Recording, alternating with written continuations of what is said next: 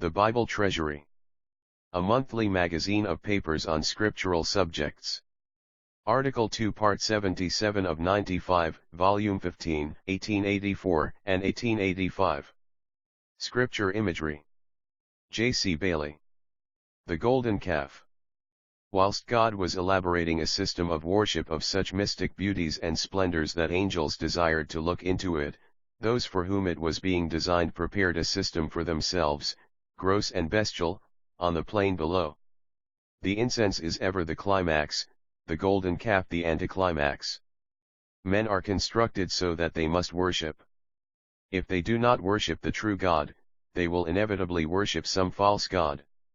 I say inevitably because, though there are some who profess not to believe in any god at all, yet even these are found to be worshippers of something or other that occupies the position of deity towards them. Sometimes it is nature, or as the ancients called him, pen, or humanity with a capital H, or ignorance, rechristened agnosticism to make it seem more learned, but all its dignity fades into vulgarity when you give it the English name a. That is often the case with the deities and theories.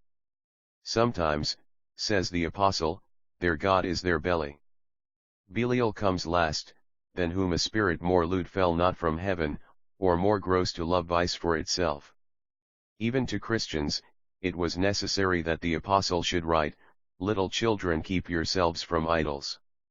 In general we may say that any person, or thing, or theory, such as I call principle when I hold it myself, and fad when somebody else holds it, that we allow to take that position in relation to us, to exercise that authority over us, and exact that devotion from us which rightly belongs to our Creator, is a false god that we are serving, no matter by what euphemistic names soever it may be called.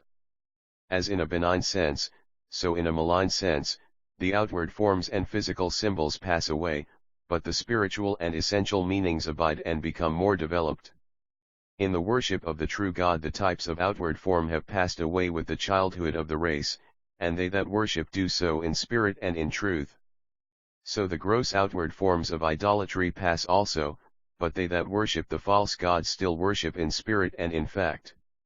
Men do not, it is true, worship a physical Apollo, or a visible Aphrodite, or a material Bacchus, but they are often devoting their most precious possessions to the principles represented by these names, whether it be the refined dissipations typified by the first or the grosser license and debaucheries of the others.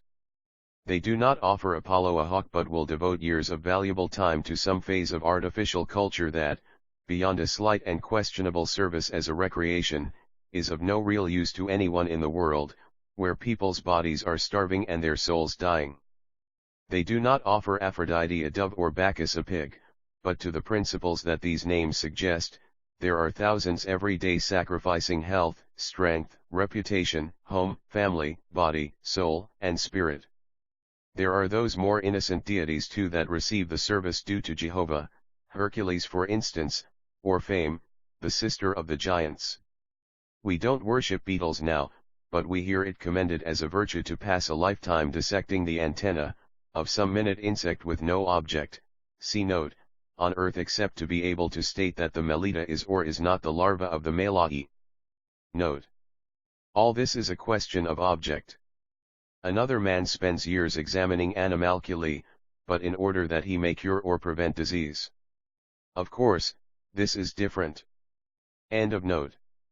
All this is widespread, not to speak of those services of the fouler deities, the worship of Mammon, the least erected spirit that fell, of Moloch, the horrid king besmeared with blood of human sacrifice and parents' tears, of the worship of the lords of Malbolge, and of the viler creeping things, obscene as Chemosh, horrible as Kali.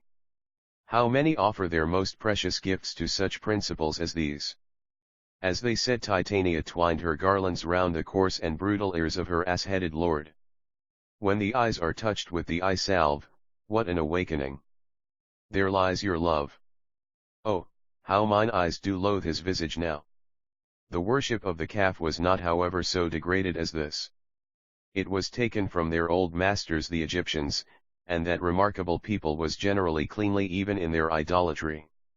Apis, the bull, representing Osiris, was adopted by Israel, and to say the truth, At first view there seems little harm in it. More respectable people than they had worshipped at his shrine for centuries without apparent disadvantage. Where was the sin? Aaron might think. It was a clean and useful animal and represented the valuable principle of prosperity. Yet God looks down out of the heavens full of anger and goes near to destroy them off the face of the earth. We soon find that he deals in a different way with his own people from that in which he deals with the rest of the world. He says, "You only have I known of all the families of the earth, therefore will I punish," see note, "you for all your iniquities." It is not safe to presume because of the immunity of others. Is he going to allow this stupendous insult, that his own redeemed people dethrone him in favor of a calf? Note lit. Visit upon Amos 3 verse 2. End of note. See how evil communications corrupt, though the effect of the contagion perhaps does not show till long afterwards, when the disease has had time for incubation and the weak state of the constitution gives it opportunity to develop.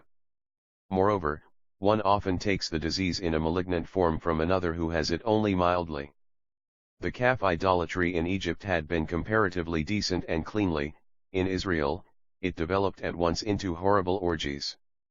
Little children, keep yourselves from idols.